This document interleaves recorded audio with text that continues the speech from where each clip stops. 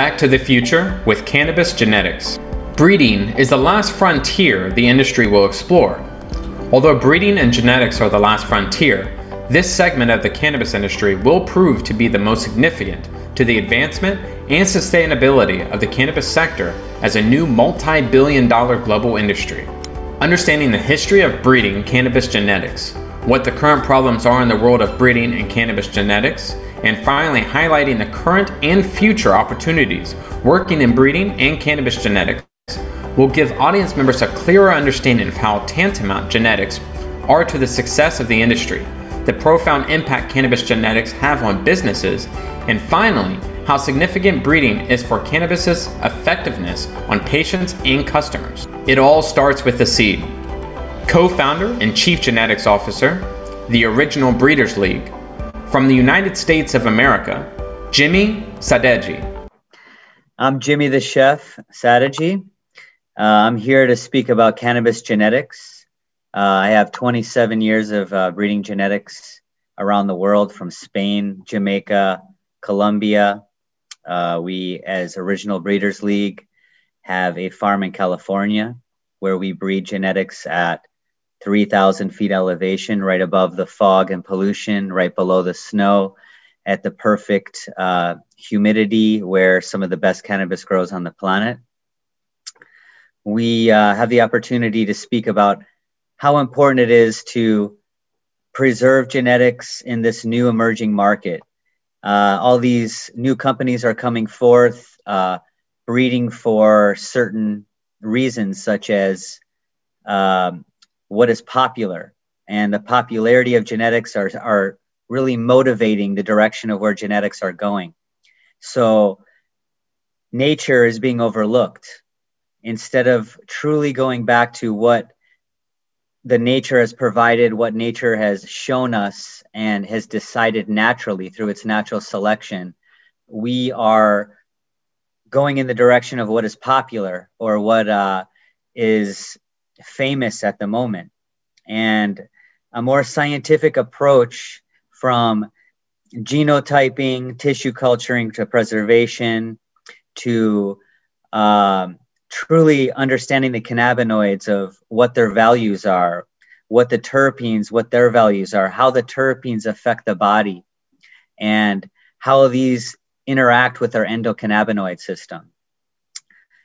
If we can study nature and understand these indigenous countries, indigenous genetics and landrace genetics from places like Thailand, Colombia, India, Afghanistan, where nature has been breeding in itself most preserved way, natural way, we can understand what is valuable and where medicine comes from. Medicine is the true leading force of why breeding is possible.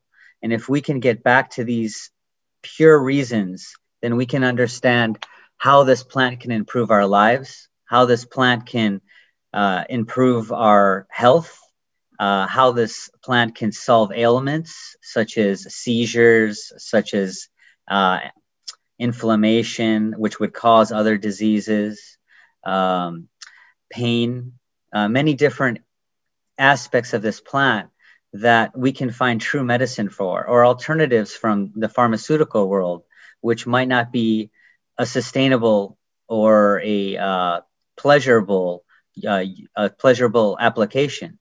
Whereas the plant of cannabis has so many applications, so many uses, and so little side effects.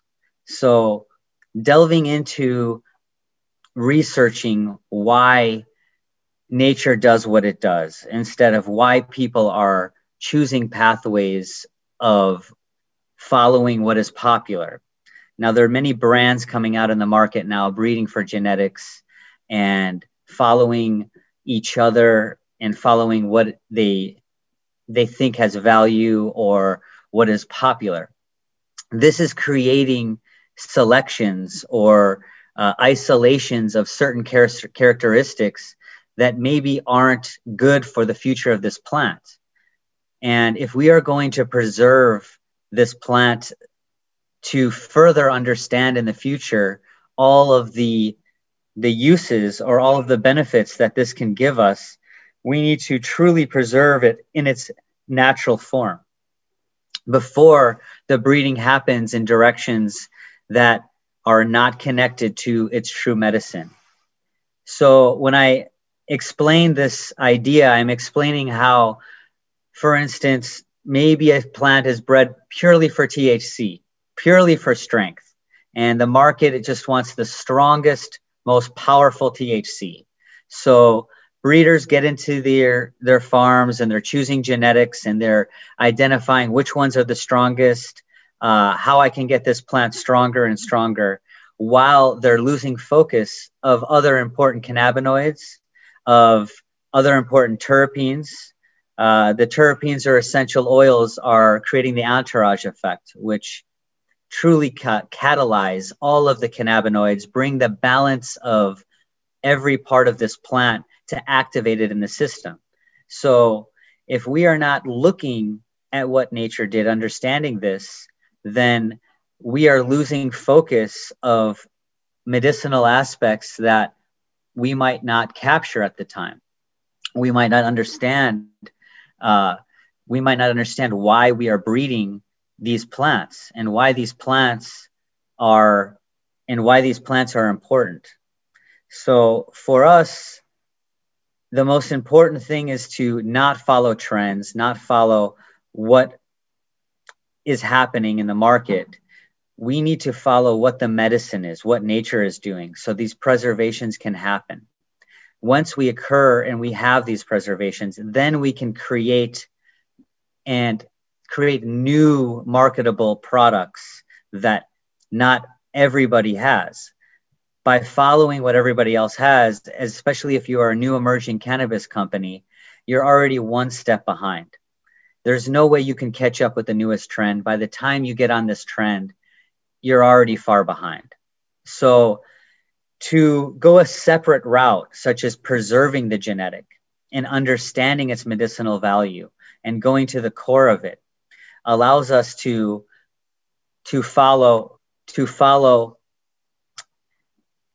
the opportunity of isolating different cannabinoids, isolating different medicinal aspects, such as a terpene that is valuable, such as a cannabinoid that could be extremely valuable, such as a THCV, which could be for dietary, which could be for a separate type of healing of the body due to imbalances. These cannabinoids, once preserved, can be brought together in a plant that might have other aspects that are important in this final medicinal product.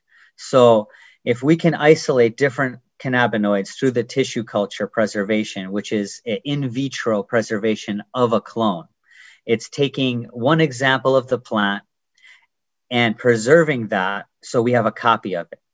Once we have a copy of that plant, we're able to take this plant and cross it to another plant, whether we cross it to a female plant or whether we cross it with a male plant, both of which is two parents that come together to form a child.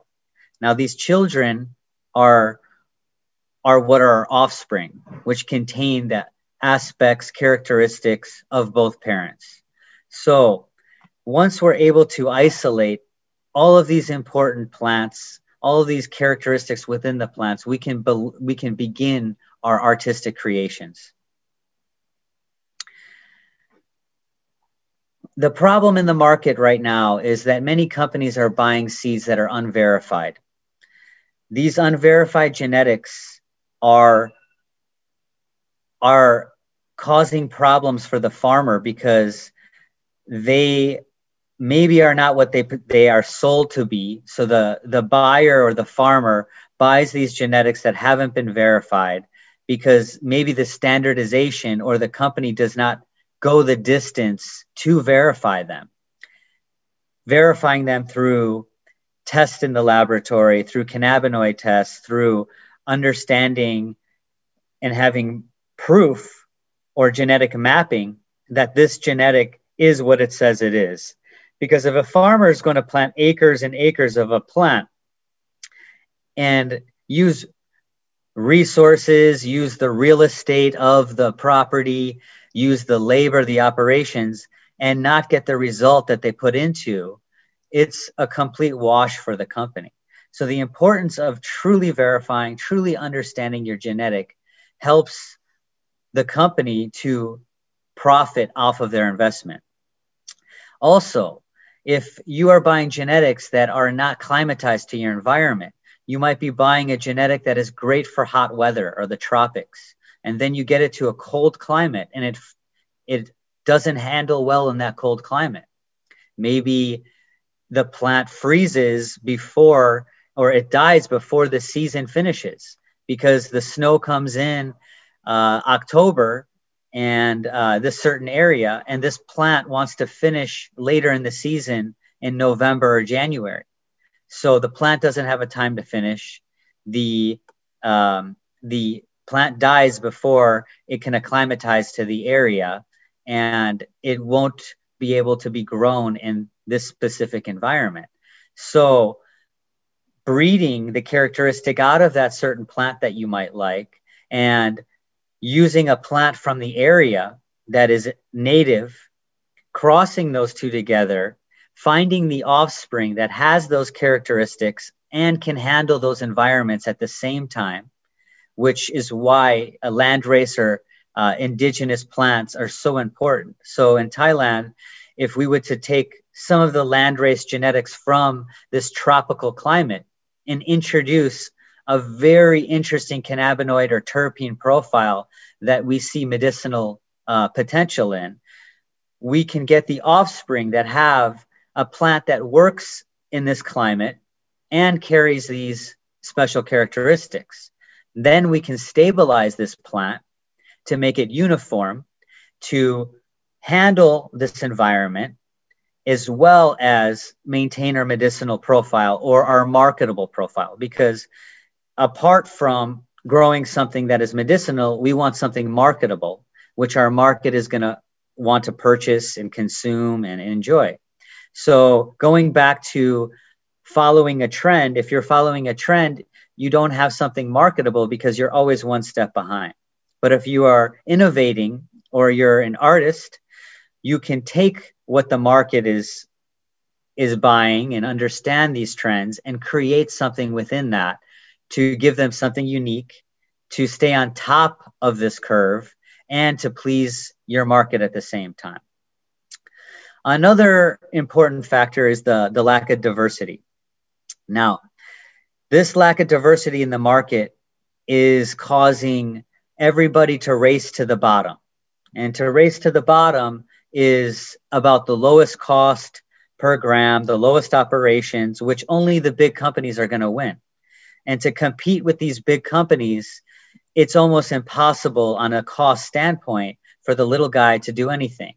So if you're going to innovate and create your own genetics, you are creating your own brand, you are making yourself different, and you are also making a niche for yourself that no big company can take over, because you carry your own little marketplace and your own little group that only you are creating, which gives you your uniqueness and your artistry, like a craft brewer of a craft beer, or an artisan of a special cheese, or that cheesemaker is never going to compete with these giants and create something cheaper and mass scale, but he's going to have a market for his product because he has something unique and diverse. Now, the tools for breeding and preservation and micropropagation are the tools of success. Like any field, you have to have certain preservation techniques. You have to have ways of genotyping or categorizing or identifying your plant. So if you can genotype your plant and sequence the DNA like a human being, we have genetic markers, we have identification, and we have ways of understanding what the makeup of this plant is and what category it might fall into. Meaning, is it a plant that is good for Parkinson's disease? Is it a plant that is good for headaches? Is it a plant that grows well in tropics? So now we can categorize all our plants. We can preserve our plants in the laboratory with tissue culture, and we can seed bank them by creating seeds with the two parents or preserving it back to itself, which is selfing. So we also have a copy of the diversification of its stabilization, which means we will see the diversifying characteristics of it crossing to itself, which means a stabilized plant. For instance, if with human beings, for instance, if a country like China that's been around for a very, very long time, the uniformity of the Chinese culture is very uniform in the characteristics because it's generation of breeding back to itself, which stabilizes these characteristics and makes them uniform. A country like the United States is new, so we have so much variation from different countries of, Europe and Asia and Africa and all over. So this huge melting pot creates so much diversification and so much different characteristics in each offspring. Now, over time is where they start stabilizing and making uniform. So creating copies of your seeds, tissue culturing any clone, so you have the preservation of that exact clone in your bank preserved, genotyping the DNA so that you can have the sequence and understand the exact makeup of this identity of this organism, and organizing your plants in a way so you can map them, identify their characteristics, develop their characteristics, then stabilize their characteristics. So many reasons for breeding. Apart from increasing your yields, any farmer is interested in a higher yield, a higher production, so that they can get more value out of their crop.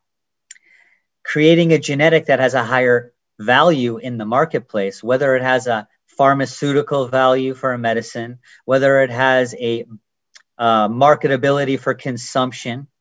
All of these values are increased value to make your genomics or your genetic value add to a higher commodity. Now, if you have these high commodities or these high values, your production is going to be a higher end result. Just like if you are producing gold versus copper, your gold per ounce is worth more. And the same goes for the commoditization of this cannabis plant. The more we get into this industry, the more we're going to see a development or standardization, such as happened in the wine industry. Now you can buy a bottle of wine for $10,000. You can buy a bottle of wine for $5 on the same shelf in the same country. And it's the same quantity. Now, why is this such a different value? This goes back to the commodity. Once you create values because either the market is desiring this product or a pharmaceutical needs this medicinal cannabinoid or makeup of terpene formulated with the specific cannabinoid to produce a medicine, each one carries its own value. And this value system or commoditization, let's call it, creates a genomic system, which we can now have 10 plants in our garden that are worth 1,000 times maybe the other 1,000 plants in there. So the work of breeding allows us to maximize our growth space and to truly not only breed for plants that have higher yields in production, but higher values. Also, we are breeding for characteristics of climates. Why we breed for, a very humid climate that everything in that climate molds. So we might want to choose a plant that can handle tropical climate that is a little more airy, where the air and the wind can go through and the sun can penetrate into the center so that molds don't accumulate such as a dense flower. Maybe a highly dense flower from Afghanistan is dense because it's so cold and dry and it needs to huddle up and create warmth for itself. But that density in a humid tropical climate will mold in the center and rot from the center out. So it'll need that airy tropical plant, but that airy tropical plant will not finish in time in a cold climate and it will die. So breeding for resistance of mold, for drought resistance in a very hot, arid climate, breeding for a plant that can handle pests, certain bugs, molds, all of these attacks of nature, which would eat a plant up and crops will die by the acres. So just like monocropping and problems that are happening because there's no diversification, there's no plant that has adapted to the local pathogens, the local insects, and all of these problems. So these important aspects are why this plant is going to truly thrive in that environment, be successful, because as a farmer, you're not required to be a genius and to figure out every problem and troubleshoot. You want to have the right tools so that your plant is successful in that environment without needing to go so far. You know, you want your tools to work for you. So all of these values are what in Original Breeders League we are striving to achieve. We believe that the work in the genetics now is the generational value that is going to be created throughout this time period of this new industry. We have just begun to understand these cannabinoids. We have just begun to understand this plant. So with being able to study this full on in the next 1,000 years, we're going to realize we made some big mistakes at this time. And we bred all these genetics, not taking into account this information or knowledge that we don't have yet.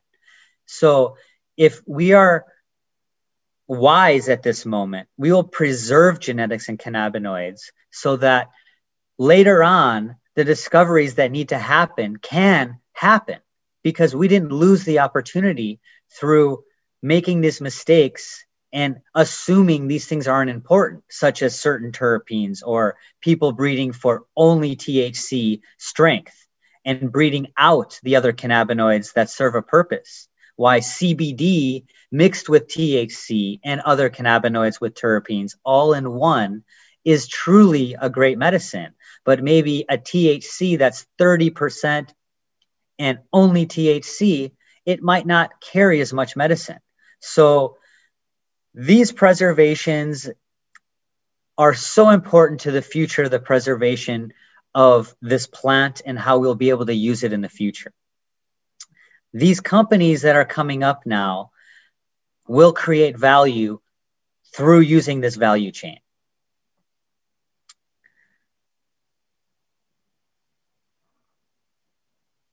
So in the past, all the illegal politics that has been happening has eradicated, has given a very difficult time for this preservation. Such in Afghanistan, if the military is going to go burn fields down of genetics and plants, these thousands of years of nature selecting for reasons are being destroyed. And if we are breeding for the wrong reasons, we're getting further and further away from this. So we're honored at Original Breeders League to be a part of this. And we would love to share as much information on this plant. And we are excited to continue to work with genetics and breeders from around the world to continue to learn and to grow this plant into creating its highest value. Thank you for allowing us to be in this wonderful conference, and everybody have a wonderful conference and enjoy themselves. Thank you.